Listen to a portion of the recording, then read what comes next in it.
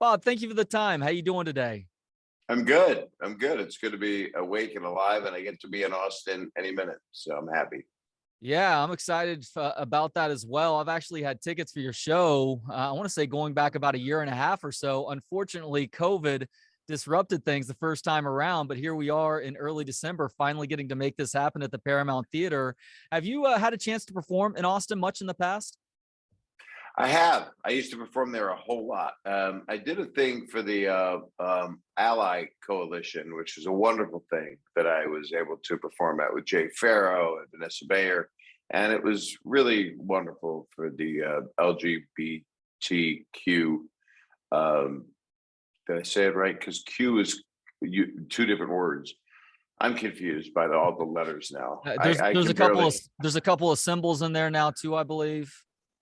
I I'll support anything that helps anybody that needs help. That's how I feel. So I Absolutely. was able to do that, and but I've performed in Austin at the Paramount before a couple times. I love it there. I've been, I guess, 35 years I've been performing there. So this is a special, especially after the pandemic and being able to open the doors again because it was closed. They kept rescheduling me a couple of times, and now I get to go in on Friday, which is any minute. So that's good to do a show on for because my stand-up is kind of very suited for Austin. It always has been, and it's not. I'm not in a very blue period. I'm not in as. I guess I have stuff I want to say and things. I'm 65 years old now, so it doesn't put me in. I don't feel old. I don't act old. I do stand up. I do music and comedy songs that are relevant for me, not parodies. And it just is. I always felt at home in Austin. Some of the best audiences. Just the people are very smart and very comedy savvy, and it's what I'm working toward. I'm about to do a special, so I've been out touring, and I'll keep touring for another couple of months till they shoot it. And I'm loving my stand-up more than I have. Literally, I charted it back to 1995 when I had lost my voice. It didn't, not my voice, but my muse, and I didn't find. I don't know what funny was. So then I went into a place where everybody was, I guess, shocking or not for the. I didn't do it for the purpose of being shocking. I did it because that's gallows humor. But think of the worst thing that happens and then make a joke about it, because that way you're raising it up in front of people. That was a theory 20 years ago, 15 years ago, and it's not the theory now. If you're going to talk about something, you pretty much need to be have compassion thrown in there and not have. I'm trying not to have anger in anything I do, and I'm trying not to talk politics and stuff. So it's, or religion, and anything you don't do on a first date, I'm trying not to do, just because I'm not trying. It's just not happening. I have no desire to start a fight in the audience. I'm trying to put them out. So no abortion jokes on Friday night then. I'm afraid that I can't guarantee that, but that's the thing, is I say I'm not going to do something, but if I do something, it's not done in a way that a good church going person, and they got 2 days till church, so they're fine. They can repent for my sins on Sunday, but I don't do anything that. I do have one joke that's really odd that you bring it up or you heard about it, but I went and did Dave Chappelle's Yellow Springs. I was there for quite a bit, and there was a joke that I had thought of, and I was coaxed to do it by him and Louis C.K. and my role models, and I did it. And it's a funny joke. It's silly, actually. It was just such serious subjects. I try to veer away from things that were the subject matter of my stand-up years ago. I never had an abortion joke until 2021. I don't know why I do, but it's not meant to hurt anybody, and I think people know that, because a lot of us are using 2 minutes of disclaiming before you tell the joke, and then a minute afterward, or reverse in that order of more time at the end after you said the joke, or just move on. But a lot of times I will feel bad, because I'll think about, well, who just heard that this affects in a negative way.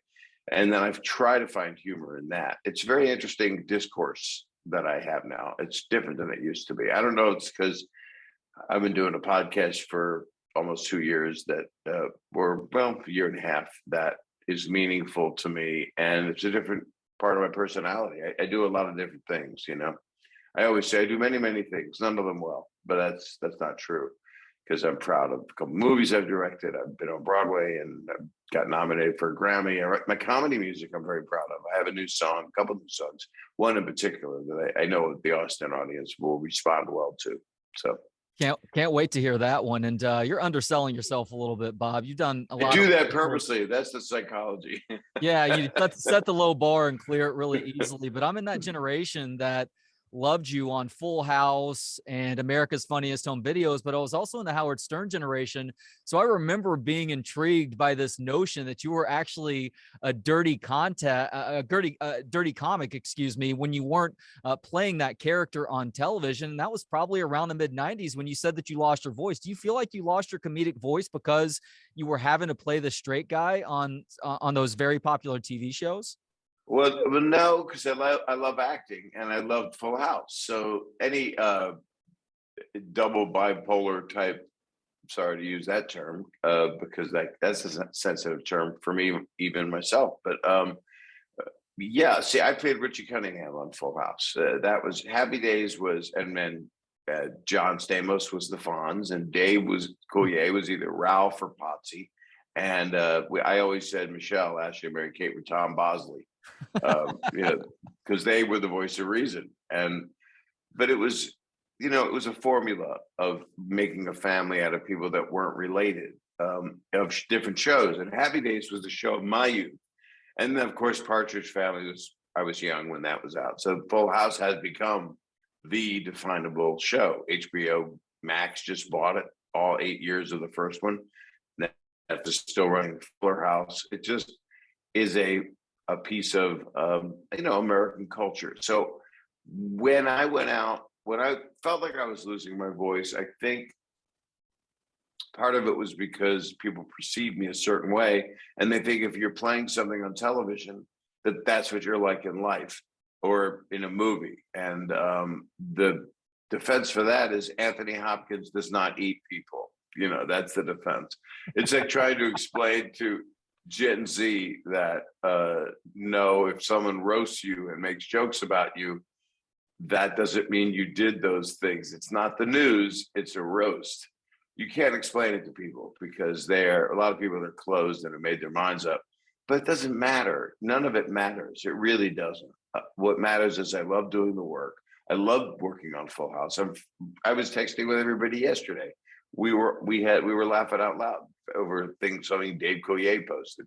We love each other. So that has nothing to do with my career. It had to do with friendships I made along the way. So yeah, the stand-up was, I just wanted to be funnier. And then at that time, the idea of, I know what happened. I mean, I was a clean cut. I look like your dentist or your accountant, and here I am out there saying stuff like I'm a badass, you know. And then I'm on Entourage playing a guy who acts like he's a badass, and that's the joke. So whatever I say is not ill intent, you know. It has none there. It's just look at me being the bad guy. It's, you know, it's silly. I'm not that anymore. That's the thing. Now I'm just talking as myself to people, and there are longer stories about what we're all going through, and marriage and relationships and kids. But my perspective of it is strange because I have an odd sense of humor. I always had it. My dad is the one that reinforced it. So a lot of my comedy is just, why is a skunk eating your testicle? You know, sounds terrible, you know, but it's a rational story. It is a fear of falling asleep in the woods or something else happening. And so but most of my stuff is on point with what makes people laugh. And that's why I've been selling out everywhere I've been going. And by selling out, I don't mean like hosting America's Funniest Home Videos. I mean, I sold out, you know, whenever I see a video on the internet ever, on YouTube or Instagram, I ran that video. You know, 30 years ago, nothing's really changed. You know, if somebody's pants fall down, someone gets hit in the crotch, and I'm the conduit for that. And at the time I did that, I got a lot of hate mail. There wasn't internet, so you didn't get the comments. And then now I'm beloved because it was iconic and legendary. All these words people throw at you and they go, oh, so that was funny. I just didn't know it. But hosting a show is not always that rewarding. It's hard to be incredibly funny unless you get to improv your way through. I'm actually working on something right now, which would be more documentary in format of a game show idea. So I'm a bit of a stand-up comedy nerd. I love the present of the art form, but also looking back on the history. So it's thrilling to get to speak with somebody who was there really, maybe not but near the beginning of the Comedy Store, because you got your start there, if I'm correct, in the late 1970s. Is that right? Yeah, in 78. And it started in 74. So, okay, I missed Freddie Prinze. I never got to meet, sadly. Gotcha. But everybody else I did. You had some kind words for Mitzi Shore when she passed away several years ago. I've heard plenty of comics talk about that moment where Mitzi passed them and just what that meant for them. Do you remember that moment? When was it? And just what was going through your mind, body, and spirit when Mitzi finally gave you that thumbs up that you were going to be a paid regular? Well, that happened really quick. I had a very strange experience with her. You were either like a son to her, you were maybe her lover or a boyfriend or someone she found appealing, or a nephew. I was like a nephew. So I had won the Student Academy Award for a documentary I made about my nephew having his face reconstructed. I made that in 1974 at Temple University. I'm sorry, I made it in 78. So I started at Temple in 74. It's really hard to do your own Wikipedia while you talk, but in 78 I went out to LA because I won the student Oscar. So the Academy of Motion Picture Arts and Sciences flew me out, and it was amazing. I met Spielberg and all these amazing people. And then I went to the Comedy Store and I brought my guitar with me. I was mostly a guitar act. I would sing while my guitar gently weeps, turn a valve, and water poured out of my guitar all over my pants, which works if you've got 10 rows max of people. If you've got 15 rows, they can't see it. So it's nothing. You're just singing the song. But otherwise, you see my pants, the guitar is leaking. So Mitzi saw me on a Monday night and said, don't go to grad school at USC. I was all set to go to film school. She said, dude, come with me and work here for free. I went, okay. Wow. So I came back about a month later to start school at USC, maybe 2 months, because I missed my Temple graduation to go win the student Oscar. And I went up at the Comedy Store. I didn't look at it as an audition. I didn't even have any hopes. I just wanted to go up because that was the place. Everybody I watched on TV was on the Tonight Show or got a sitcom or, whatever. And so I went back a month later, went to USC for 3 days, grad school. Would have probably made about 9 horror films by then, by now. And then, I don't know, Mitzi just started giving me spots and I started working all the time. Then I did an improv class, The Groundlings, for a year. And I studied acting for 5 years with Daryl Hickman. And then I would be warm up for Bosom Buddies, the Tom Hanks, Peter Scolari. Peter, we just lost. Tom Hanks has done fairly well. I don't know if your listeners are aware of his work. One or two. See, when you say something like that now, people go like, what? He's famous, what? And they don't, that's the sad part, is facetiousness has turned just into nasty sarcasm. It's been a bad transition for satire. That's why I'm looking forward to seeing this movie, Don't Look Up. I think it's going to be, I'm just really looking forward to it. That's the one with Leonardo DiCaprio, Meryl Streep. You know that movie, right? Oh yeah. I can't wait to see it because it's a satire. It's kind of like Network. It's real, but it's also making a statement. No question. Wag the Dog is another good example of that. So yeah. Amongst the people that you knew as you were working at the Comedy Store in the 1980s, And I'm pretty sure I'm correct on this one because I heard you on Rogan's podcast. This would have been several months ago. I've lost track of time over the last 21 months. Sometime in the last 6 months, I want to say.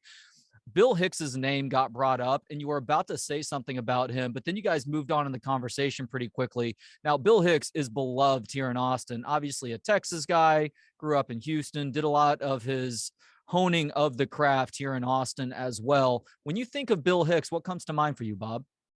A nice young kid that told me he thought I was funny, and he'd been watching me and was a fan of mine, and he was trying to find his voice. So I met him in Houston, and I worked with him. I don't know where. There was a comedy club in Austin. I can't remember, but I worked it. And Bill would go up. Bill might have opened for me. I'm not sure. But Sam Kinison, I had met first, and Sam turned me on to Bill, said he was a nice young guy. And then you could see when you watched Bill, similarities in attitude, a little bit of Sam, of that way of setting up, pacing, talking about something that's bothering you, and then getting out the anger for it, of things that are just atrocious and things that are just hypocritical. And that comes from George Carlin, and that comes from, Lenny Bruce, and that comes from, Dick Gregory and all the greatest comedians that ever lived. So and it's a recent art form when you really go through it and you go that far back, you go, well, when, what, otherwise you're in vaudeville, and that's not where we're at now. We're people that are saying great things. And Bill Hicks, I just watched a clip on him the other night, and I went, oh, I could fix that.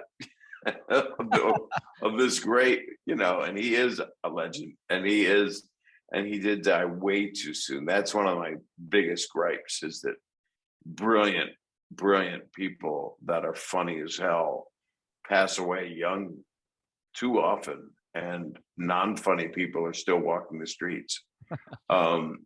Somebody would say, well, maybe you Saget. I'm always ready for the really sweet retort, but Bill was really, really good, and had a nervousness about him. The smoking kind of took that away, but mainly was the content of what he was talking about. And it was religious, and it was trying to figure out a lot of things you don't talk about.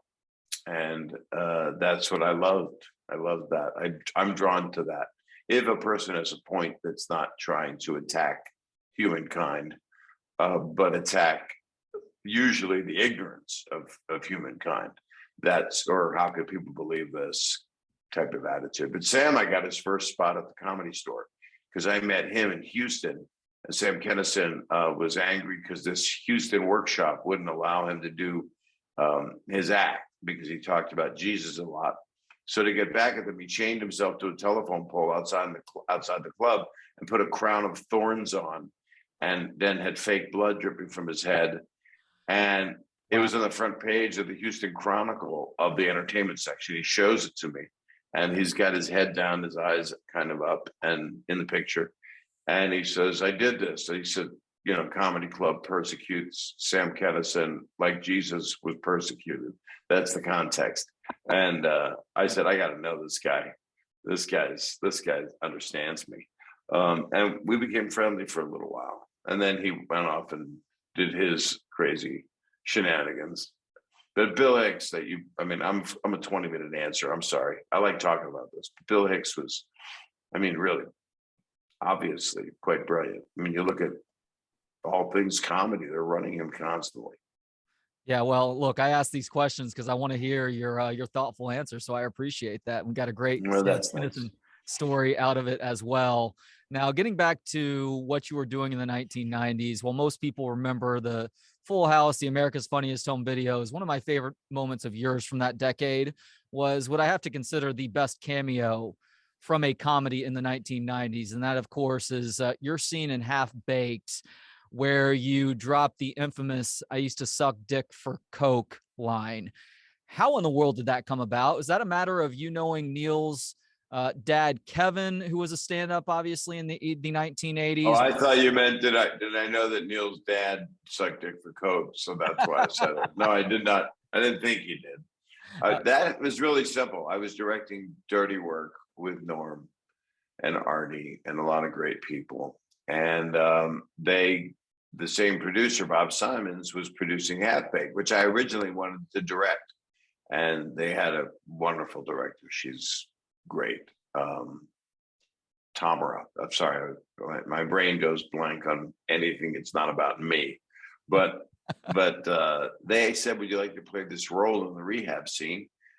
I was shooting. I had half a day I could get away, and I read the script and I said, "Sure, I'll say that." And then I just did, and I'd been friends with Dave. It was Dave and Neil, and then I knew so many people in the movie, Jim Brewer and Harlan Williams, and so a lot of friends. And so I went there and did the scene. It was really simple. There was no effort involved. I found that most of the time, things I've worked the hardest to get done don't happen, and things I put no effort into, I just show up. And that was one of those little things. And that was, I understood, one of the bigger laughs. I never saw it in a theater, but people said that it was so unexpected. And oh my gosh, can you believe Bob's talking this way? And it's like everybody else that knew me went, no. You give him something to say that's horrible, because I think it's just words. I don't look at it as a sexual thing. So when I curse and I drop F-bombs, usually it's not a verb, it's an exclamatory. But I guess sometimes I would get too gross or do jokes about subject matter that you just don't. These now, even 5 years ago, 10 years ago, I stopped doing stuff. I did it. I've done a couple songs in my career that would do really well with some audiences. And I was in Austin even for that Alley Coalition. I don't think it's a lie. No, and I give them money and I support them and I like them. And I did a song that had been doing very well. It was a music parody.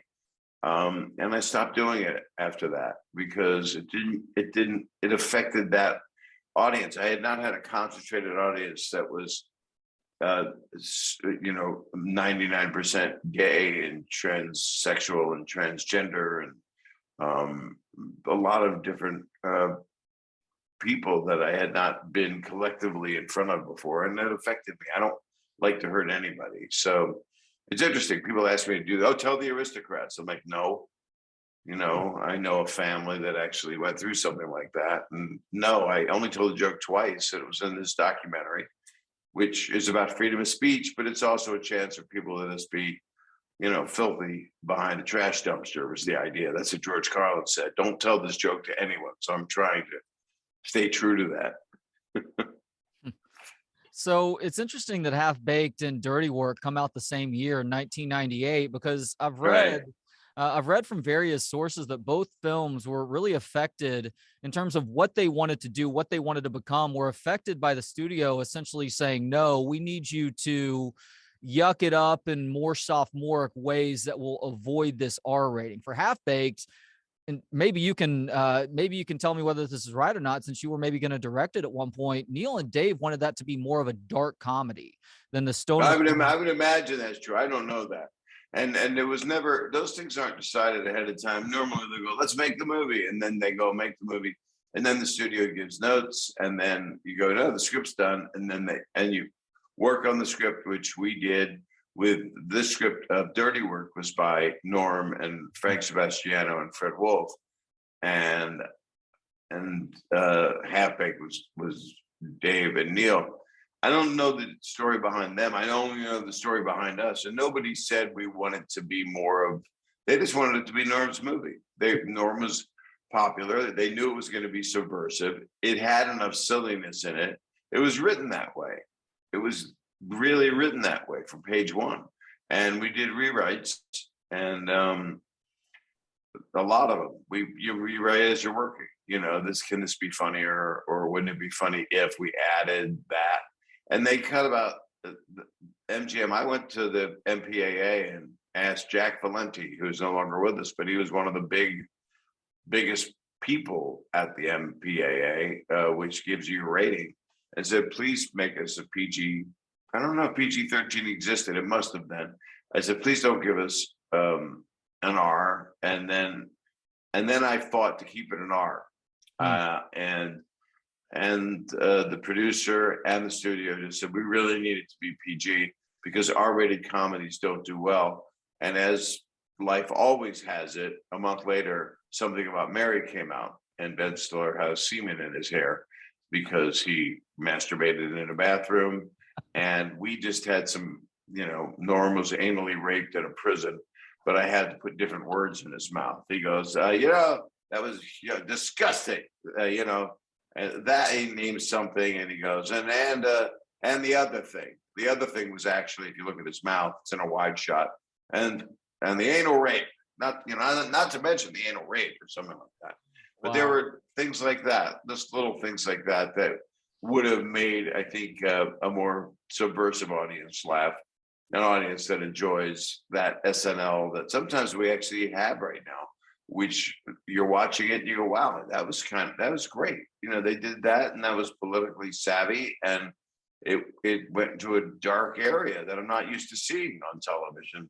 And it felt like old school SNL a little bit. It's always nice when it goes through those waves of what great lampooning, whether you're from the National Lampoon, and a lot of writers that worked on SNL, or from the Harvard Lampoon, or from whatever the Lampoon's called in Oxford. I can't remember because I'm dumb. But Norm was, all comedians, as you know, you've talked to some, are outsiders. That's just how they function. They just they live outside the box, and they look at everything, whether they're clean cut. Jim Gaffigan talking about his family, Sebastian. These are gentlemen that go on stage and talk about their family or their wife, who they love very much, like they're all aliens. Like, my kids, who want every time Sebastian talks about his wife's Amazon boxes, he's speaking for anybody that has that happen in their life. They're with their partner who orders from Amazon 3 times a day, which is, I think, the pandemic. I think it's actually a symptom of COVID, is you must shop Amazon 3 times a day. But then you look at other comedians that are causing quite a ruckus, that friends of mine that are getting called out, and people want to cancel them for their right to speak what comedy or I don't know. Sometimes they just stand on a soapbox or just talking straight to people, which there's much more of that now. There's much more. Well, spoken word's a good example, and you see Dave Chappelle just got nominated for a Grammy for spoken word, and in that, I deservedly so. So it's very hard to cancel people, when it's a witch hunt, even if what people claim someone did, if you really, I don't know, a subjective jury of comedy critics calls someone guilty of what? What are they guilty of? They hurt some people, perhaps, or they spoke their mind, and you don't understand their whole point because you never got to the end of the thing, which was the point. Or I'm wrong, but I do think we've got a witch hunt going on, and I am not wanting to be part of it whatsoever, calling anybody out or just always saying negative things. Everybody says negative stuff. No, people don't. I'll do a dad joke, a pun, a stupid dick joke, and I forgot that. Oh, wait, it's a dick joke, and I'll even put it on Twitter, and people will just attack it. And I usually want to have an auto response of, have you ever tried to think of anything funny or make anybody laugh? What the fuck is wrong with you? When I started on Twitter, I would do it because I figured a kid's going to the parking lot. I'll make him laugh on the way as he gets in the car. Little did I know, he looked at it while he was driving and he hit a truck. But I didn't know that. But the idea was to amuse people. And now literally everybody just wants to criticize or go bump or do, emoticons and crickets. And I don't really give a shit because they're not trying to do comedy. They're just sitting back criticizing everybody. They have no purpose unless they are helping people, unless they're a social worker in their spare time. I think they're just nasty people that are unrequited in their own life, or they joined the herd mentality. So yeah, they're one of 3 things, Bob. They are either miserable people and they're trying to drag others into their misery. They have no senses of humor, or they also don't understand the greater meaning of something like stand-up comedy, where you're Yeah, saying outrageous things to something you said at the very start of this conversation to maybe make a larger point versus seeing things so small picture in that moment for something that you may find a little bit offensive. exactly. That's exactly what it is. You said it much more truncated and intelligently than I did.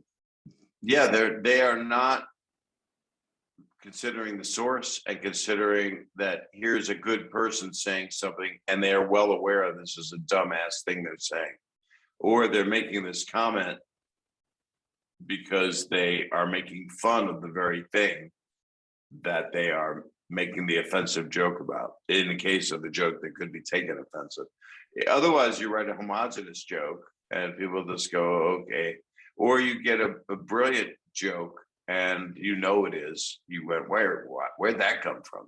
I that went through my brain and out my thumbs or out my mouth in front of these nice people. I've really accepted that most people are nice, so I'll perform in front of an audience anywhere. I've been throughout Texas. I opened, a lot of places were closed. Theaters were closed. Theaters went broke. I was able to go. I opened the Houston Improv. It was after a year and a half. Texas doesn't close down. It did, and Texas is angry over it, and now it's coming back. And we all know Texas has its own personality, and Texas has always been a friend of mine. Everywhere, every city except Beaumont. When I played in the El Paso airport, I was like 22. And there was a knife sharpening shop at the El Paso airport. That's how old I am. A knife sharpening shop. So on your flight, if you want to sharpen your knife to get it ready for the flight, you can do that at the knife sharpening shop. It's probably a yogurt land now or something. But in Beaumont, I was playing behind chicken wire. I was 22, also 23. Wow. And they threw bottles at the chicken wire. And it was like the Blues Brothers where they get attacked. The Blues Brothers, if there's any kids out there, that was John Belushi, Dan Aykroyd. They were in a movie, and it was a big, big thing. And it was called the Blues Brothers, and they performed a lot, and they were quite awesome. They were so entertaining, and the movie was today it's thought of a lot differently than when it came out. It's regarded much more highly, but yeah, having bottles thrown at you behind a cage while you're trying to play guitar parodies, which is why I deserved the glass being thrown at me. But the owner of the club, I said, "Can I get off stage?" He went, "No, you're killing.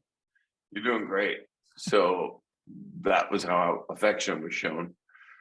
But I've been doing stand-up. As soon as it opened the floodgates, I went back out again. I mean, that's straight out of Roadhouse. I didn't realize that happened in the world of stand-up way back when either. I always played music clubs because my stand-up was kind of, I don't know. I'd play music venues, a lot of hard rocks once they started. And it is out of Roadhouse. I played sci-fi film audiences. I feel like I even played the Star Wars bar. I was like a lounge act. But I would do an hour of stand-up or 45 and then half hour guitar. And it was a lot of music parodies, but a lot of original songs, and only a couple are decent. I wrote like 100 songs. I would register them with the Library of Congress. I'd fill out the forms to copyright them, all this crap you do, which means nothing. Now all you have to do is record them and be on a show, and then that's it. You're an ASCAP, and you get royalties for singing them on something. But I just, is this part of what I do? It's one of the things I love doing. I have to tell you, I'm doing 2 shows.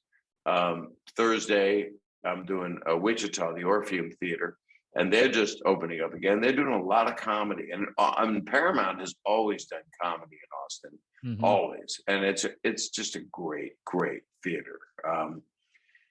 And a lot of my friends, a lot of people I talk to all the time, that we know where we all are. We look at each other's list of tour dates, and I'm doing more clubs by choice because I'm really riffing, and I'm trying to figure out, how great can I make this new special be? because I'm always really hard on myself and not feeling like I've done anywhere near the level of comedy that I feel like I'm at now. And I hope in a year or two I feel even stronger about that in myself. But I'm enjoying stand up like I never have. This last weekend was the only weekend I didn't go out this year because it was Thanksgiving and I was with my wife and my kids, and they're different people, by the way. That's good. So I think so. I think it's better. Especially if you have to fill out forms, for anything like when we donate blood. I don't want them to go, is that your daughter and my wife? That's takes you back to things you can't say. And like National Lampoon's Vacation, the original, Randy Quaid's daughter says, my daddy says I'm the best kisser. And that would still be used today on the proper show, on a Reno 911, you would see that, incest jokes. There's a lot of things you don't joke about because it exists, but people that do it are so damn sick that that's what you're joking about, how incredibly sick they are. That's why the Aristocrats was popular. You're right about that. You just have to attribute the incest joke to either Arkansas or West Virginia. You're in the clear at that point.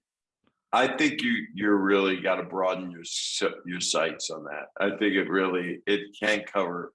You can cover most of North America. I think you can cover the whole world. I mean, I'd like to see how the coronavirus chart tells you what states it's popular in. Yeah. It's popular.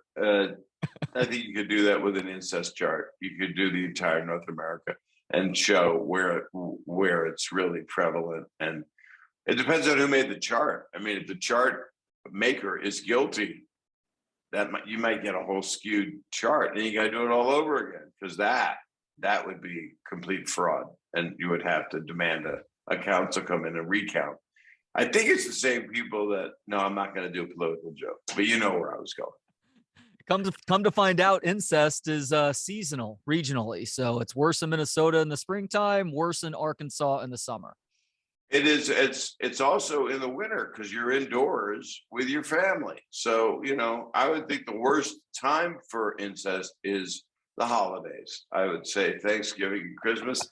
Are you coming home for Christmas? No, I'm not. In fact, I'm never coming home. Well, good for you. Now file charges. That's what I would say to people. And again, this went down a road that probably will make some people go, I'm not going to go see that crap. But I won't be talking about incest on Friday night unless I have requests. I really want to entertain. I'll try to avoid yelling out from the crowd, tell us an incest joke, but I can't make any promises, Bob.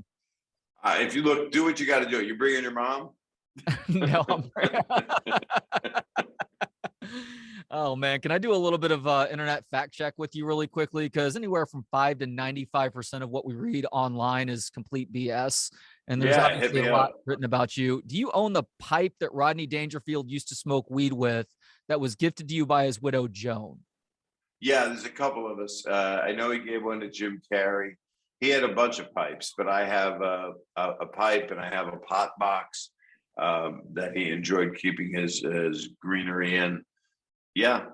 And the reason that became known was because I was talking to Bill Burr and Bert Kreischer on their podcast together, and I showed it to them. I went in the other room and I got it. It's actually behind this wall.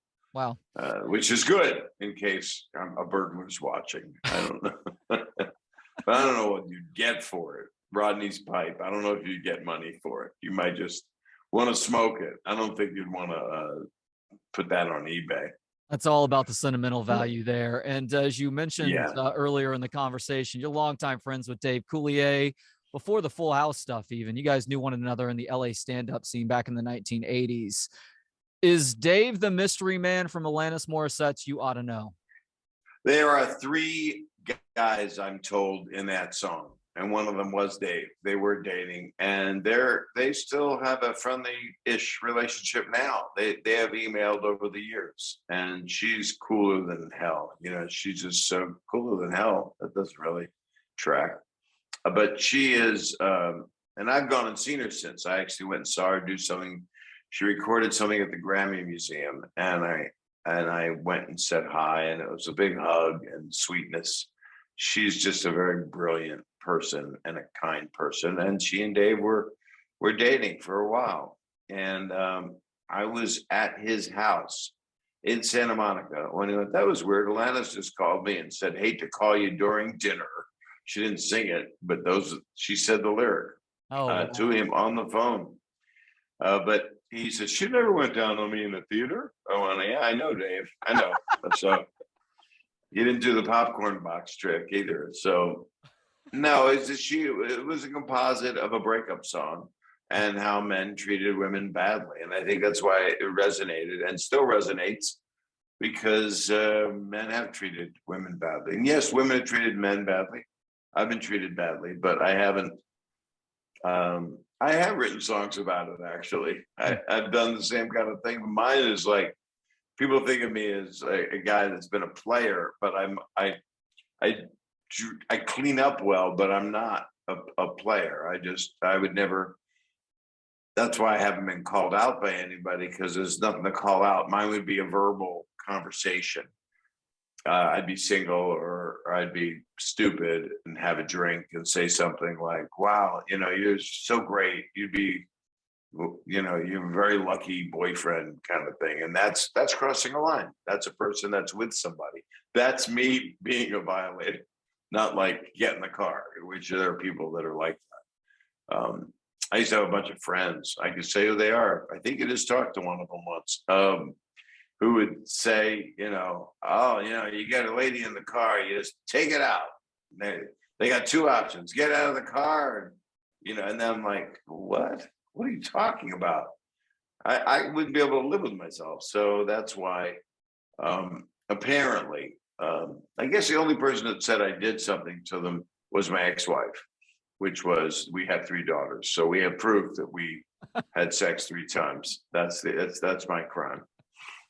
Yeah, I've never understood the whole whip it out bit. That just seems a bit creepy to me. It's so creepy. It's just stupid. I mean, it would be, and some guys wouldn't mind it if a lady was wearing chaps and nothing else, took off her skirt or her wrap and said, go at it. That's just human whores. So there's your quote. Exactly. Yeah. Yeah, I don't. Guys doing that is, it comes from upbringing and not treating people with dignity. So I ain't that guy. In fact, it's so funny. I mean, my podcast, I really live it. I mean, I know you live yours. You do it all the time, right? Mm-hmm. Oh yeah. I did one. I just had Andrew Yang's on this week, and then I'm going to be talking to Nate Bargatze a little later today. I love him. I love comics that are just talking honest and talking their voice, and you feel like you're talking to a friend. That's how I look at stand-up. You're talking to a friend. The audience is your friend, and you might upset your friend sometimes, or go down the road where your friend goes, will you cut that shit out? What is wrong with you? Or your friend going, damn, that's funny. You thought of that? That's always insulting when your friend goes, did you think of that? No, I had a mosquito came in the room and whispered in my ear. But I did a callers episode, which will be on in the next week or two. I used to do, the show's called Bob Saget's Here For You. So I used to do it where I'd call people. So every other week I'd call people and see how they're doing. And it became more of a Dr. Phil kind of thing, and a little therapy oriented, because people were really hurting, because it was right when quarantine went into effect. I started the show right before they said, I'm sorry, Bob, here's the podcast board for your home. We can't do it in studio. And I've done it at home ever since, and happily, because I get to talk to people in England, Australia, and things like that. So the weird part is that I did this episode, and I talked to about 20 people that left messages for me, and I just loved it. They sounded happier. They're going through a hard time. One young lady was in Walmart shopping. She was laughing in a sad way about her friend's dog, her brother-in-law's dog, that had to be put down. And she's shopping in Walmart. And I went, this is the most American conversation I've ever had, And and most universal. I've had to put my dog down. Anybody that's had to do it, if there's humor to be found, the humor for us, just for myself and this nice person, was just we both went through it, and we loved our dogs.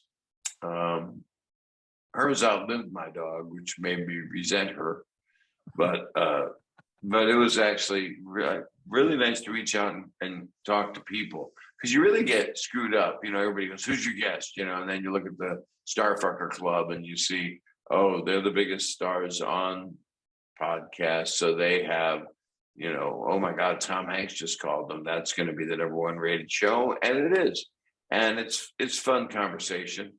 They all are. I mean, there's a million choices. Everybody you call, every person has a podcast. They just started it, or they do it, and they have 50 listeners, and they might be great at it. I don't know, but it's nice to talk to real people. That sounds so weird and authoritarian. It just sounds stupid, but it's nice to talk to people that are not in show business, that are just trying to get through the day and see if they have something funny up their sleeve.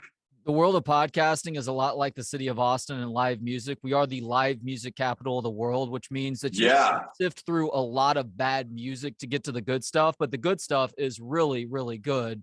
The Stevie Ray Vaughns, Gary Clark Jr.'s of the world. It's the same thing in podcasting. There are a lot of people who just aren't very good at conversations, but when you find those really good ones, man, there's nothing better. That you're 100% right. And the Paramount Theater is right by that intersection, right? That where all the music is. What is that intersection? 6th and Congress is what it's close to. 6th Street for a long time has been known as the live music strip, if you will, but it's all over town. I mean, you could go to Northwest Austin and find a really cool honky tonk that's playing good music on a Friday night. I love it so much. It's so special. Yeah, music would be king. I would think it is everywhere. I mean, music is the universal band-aid. It pulls everybody together. And stand-up comedy on a lesser scale, except for half a dozen people, it's a second. It's not a close second, I don't think, because you can tour the world if you're a great musician, and that's the universal language. But stand up, if you're doing American stand up, I had Eddie Izzard on my podcast, and we were talking about puns, and how puns there are some that transcend to England, and England is what I call it. And then and it's early, and then it's early. I get up at noon, but then puns don't work anywhere else. You have to write puns for France and speak in French. Although people go and tour the world, Bill Burr goes and hits the world, and he's doing it in English, and he's pretty damn spot on. Great. He knows what he's doing. Well, saying the word fag has a very different meaning in Great Britain versus here in America, for instance. So there's very for many years. Well, that word should be omitted anyway. But the old school version is you're just a nerd. That's what it would have meant. And now it's a slander. I mean, my name is Saget. So I took a lot of heat because of the rhyming scheme. So kids called me terrible things. And so I became sensitive to the plight of being called that word. And that is obviously a terrible homophobic slur, but in England, it means cigarette. Yeah, but it also means a cigarette that a gay man is smoking that you're performing oral sex on. Is that right? No, you can't say that anymore. So that was just my way of trying to tell you that it's a bad word. God dang but it. I did preface it with 3 minutes. They called me Saget You totally deadpanned me on that one. Hey, final question, Bob. Thank you so much for the time today. No, please don't say goodbye. My wife's asleep. Well, we've got one more question that may take a few minutes. So, okay, good. As Don Rickles would say, I'm so lonely. Oh man, speaking of great moments from Dirty Work, Dom Rickles is hilarious with him just roasting Artie and Norm. But celebrity deaths, speaking of Norm, don't really affect me, but Norm's passing hit me hard, Bob. Best weekend update anchor ever, one of the best talk show guests ever, hilarious comedian. His deadpan wit is unparalleled. You and Norm were good friends, and I'm so sorry for your loss. Do you have a favorite memory from your time around Norm that just encapsulates who he is as a person?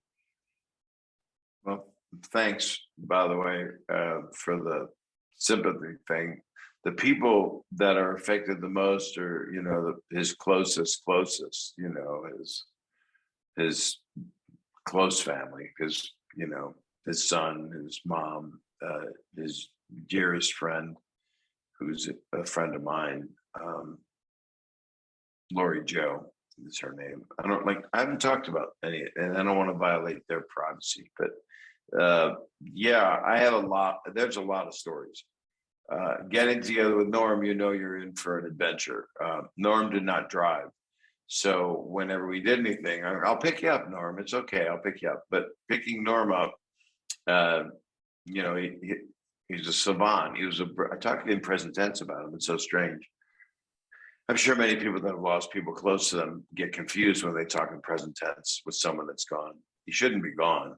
That's one thing. And he kept it quiet. And that's quite admirable. It's so Norm that he was able to do that also. I just gained that much more respect for him that he kept something like that so private. Well, people's private lives is none of anybody's business, but we're in a culture where that's all anybody feeds on. They want to see what someone said mean to someone. They want to see a Twitter fight. They want to see a bunch of shit. They just want to see the garbage rather than look for the good stuff that's in the garbage. Somebody has to have thrown an engagement ring into the garbage when they broke up that you can find amongst all of the disgusting other things in the garbage. But Norm would like pulling practical jokes on me, and so he would do that. And I talked about it. I did this 37-minute thing. It was the night he passed on a Monday, and on a Tuesday, I'll actually tell you a thing he said that he didn't say. It was just like I channeled his spirit on stage right after he passed. He passed on a Tuesday. I did like a thing that I put out as a podcast.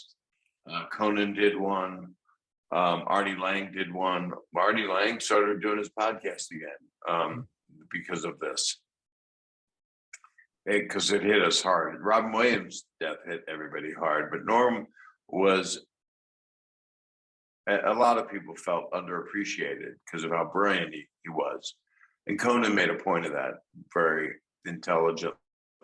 I wish Norm could see the love that he's getting right now, alive, because he didn't really, and Norm did get that. Norm would go out on stage and the audience would go, Norm! And he was their buddy, and he was their Mitch Hedberg. He was their Bill Hicks. He was the guy that they were looking up to live. So Norm felt the love.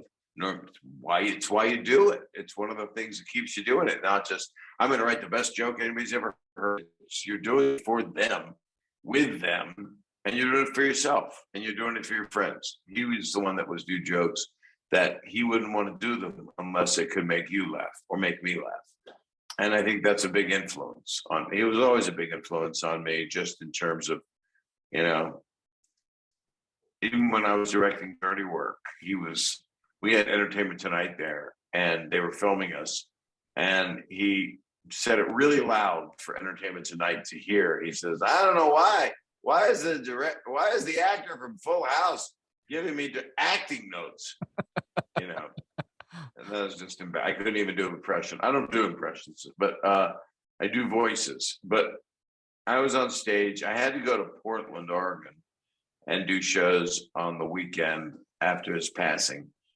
And so I didn't think I was going to be able to do them. So it was a Friday night, first show. Norm passed publicly on a Tuesday, but he had just passed. I knew he wasn't well. Excuse me. We were working on something together. We'd been in contact.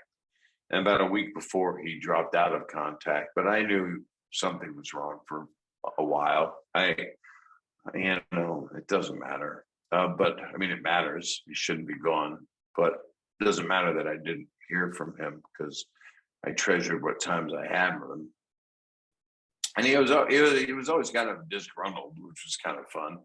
You know, you would say observations. He's truly an outsider, you know, and yet he was right there as your friend. That's what's so interesting. So, and he knew, damn, he knew what funny was. So I'm on stage. I walk out on stage. I just had to say, I couldn't talk. I said, I have to address the elephant in the room. And I did the usual thing, not you, sir, you know, to an obese man, which is obviously not what you do before you're going to eulogize someone, a shaming joke. It wasn't a joke, it was a statement. So, because he was big. And I then said, I'd be amiss if I didn't say, I didn't mean I'd be amiss like I'd be a young girl, but I'd be, I did say amiss. I would talk like Norm if I was going to reflect on him. Because I had to do some interviews where they just brought it up. And I said, I have to just say that I lost a friend this week, and I think you all lost somebody this week. And it was at a club that Norm frequented, and it was truly like Austin, a comedy loving town, very much like that, very much getting everything, letting someone go on a riffing pattern or just getting the most obscure type joke or a strange joke. And I said, I just wanted to get a round of applause if I could for my friend Norm Macdonald. And I was crying because I am a pussy in terms of wussy or wimp, not in terms of, you know, a vagina. Well, I could say I'm a vagina. I guess that doesn't really offend anybody. It just makes fun of me. Anyway, I was sad. I don't know, that may offend some people in 2021, Bob. Really? Yeah. It's just a part of the body. I mean, know. Man, I'm such a nipple. How does that upset you? I'm such a nipple. I mean, I think or people say they're an asshole. That's part of a body. Yes. You may be better off going anus there. I feel like you can't refer to female anatomy though. You have to call yourself like a flaccid member or something. Well, I wouldn't say flaccid member because that's like 60s porn. I would say I'm a soft cock. Okay. I'm a limp dick. I would just say I'm a douche. But that goes, where do you use them? We're back at the same word I can't say. Yeah, I don't even know what douche is anymore. Douche is something that cleans out your vagina if you happen to be a vagina, which is where I started. But let's get back to the sentimental part because this is totally ruined. Norm would be really upset that I went down this tangent. No, you earned a bunch of brownie points by going 1940s dad jokes at the very beginning of the story. Norm would be so happy about that. Yeah, he did he liked anything from the 40s. So what all that happened was I said, let's get a round of applause for Norm. And the audience stood up and applauded for 5 minutes because it was my first time hitting the stage. And it only happened once. I would say something the next couple shows, but it was that first show and first time back. And the hardcore comedy fans were there. And they knew we were friends and they'd heard my podcast on it. And literally 5 minutes. I'm not exaggerating. And then it dissipated and there was quiet. And I collected myself and I said, I kind of summoned Norm's voice. And again, forgive this pale impression. I was like, that's great, Saget. You get 5 minutes of applause and a standing ovation because I'm dead. So, I mean, that even happened at the end of Dirty Work when Chevy Chase's character is dead. Norm says in the narration, I believe I thought of this because I always did gallows humor because we lost so many people in my family. I had that sense of humor. And Norm goes, Dr. Farthing, well, he's dead, you know, and that was Norm's, you know, he those themes were in his work. And in all the stand-up, anybody that did it, even you didn't have to do a deep dive that was running all the time. A lot of death humor, cancer humor, death humor was in his last special, which was beatific. Talked about his dad once when he was in stand-up and in life. He's at a funeral and he's at a wake and he's in the body's right there. It's like a guy that landed from another planet, literally. And that's what stand-up is sometimes. And it doesn't have to be. It can also be like, why? Here's a verbal exchange. I love comedians that will let you know the verbal exchange they had with someone in a store or their friend, and having that discourse and trying to figure that out. I do that. I have that in my stand-up now because I don't know. I'm just a different artist, or I consider myself an artist. I change. I do not stay the same. So if people think, oh, he's dirty, oh, he's on like Full House. Okay, yeah, that's right. 35 years ago reference. But Norm was doing this bit and the body of his dad is there. What's good about me is I always turn it back to me. And then Norm would go, you're talking about me, Saget. Well, why are you talking about yourself again? Jesus Christ. I don't think he said Jesus Christ a lot. He was a pretty faithful man, actually. That's a pretty good Norm imitation, by the way. I know you downplayed it earlier. Right? That sounds spot on there. Well, I live the guy. He's right up there behind me there. There he is. There's Dirty Works poster. Yeah, that's my friend. So he did this whole bit. This guy comes over while he's looking at the body of his dad at the wake. And the guy says to him, hey, you want a sandwich? And he goes, I don't know. I'm looking at this dead guy.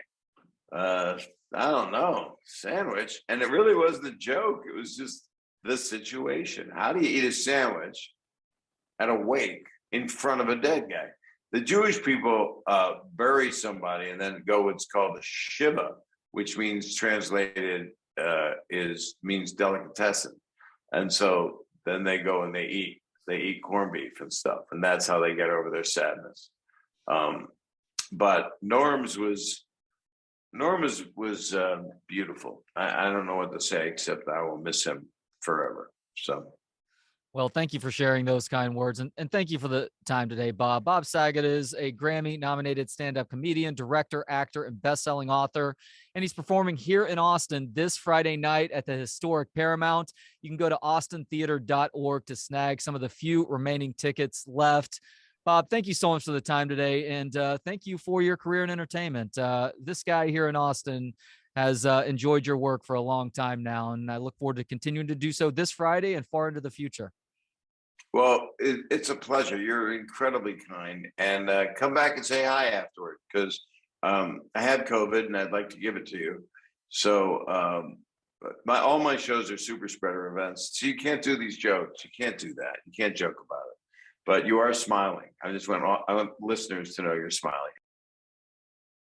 Well, Bob, I look forward to hearing the abortion joke on Friday. Thank you again, man. Oh, I don't know if I'll do it unless everybody comes and sees me, but I probably will do it now that you mentioned it. I'll dedicate it to you and say that you told me to say it, so I'm out of danger. Lovely. I'll take that on. Thanks, Bob. Have a great day, man. Safe travels to Austin. Thanks so much. Have a great one. I'll see you Friday night.